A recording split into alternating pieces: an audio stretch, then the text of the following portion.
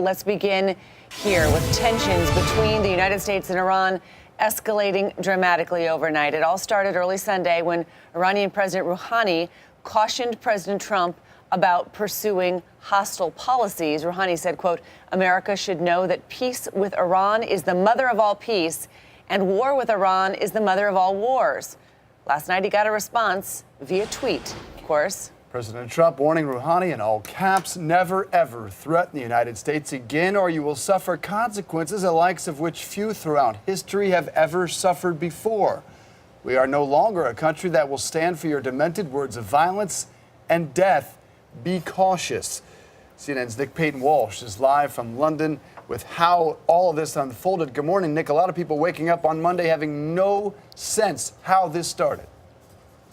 Certainly, and I think bear in mind all of this plays very conveniently into a president who is struggling to perhaps distract people from the consequences of the Helsinki summit with the Russian President Vladimir Putin. Here, suddenly, we have a whole new sphere of American foreign policy being reignited here. Now, some of this potentially links into a speech by US Secretary of State Mike Pompeo. We'll get to that in a moment, but we're coming to an area here in Iran where the decision to take apart the nuclear deal for the US to withdraw from it has potentially left many of European nations who want to do more business with Iran more vulnerable to sanctions. That's potentially put pressure on the Iranian oil market, certainly in the months ahead. They have in turn threatened to potentially disrupt supplies heading through the Gulf near Iran there. But the broader point is that this is being phrased as a bid to try and put increased pressure upon the relatively moderate Iranian government of President Hassan Rouhani, who was involved in that Twitter war. They've been accused of being basically wolves in sheep's clothing, but basically not being moderates, but being jihadist extremists,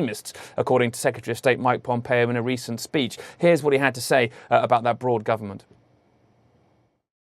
The bitter irony of the economic situation in Iran is that the regime uses this same time to line its own pockets while its people cry out for jobs and reform and for opportunity.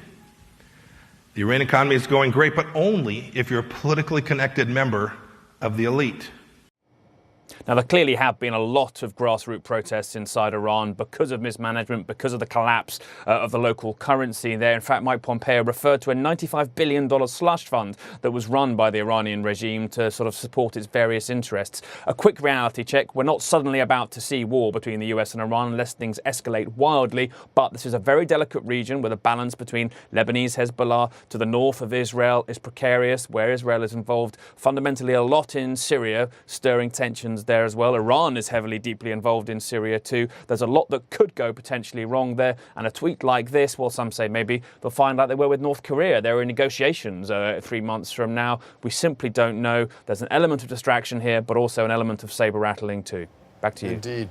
Nick Payton-Walsh, for context, the oil market's barely blinking at this, so they're not taking it too seriously, but an interesting way to start the week. Thank you.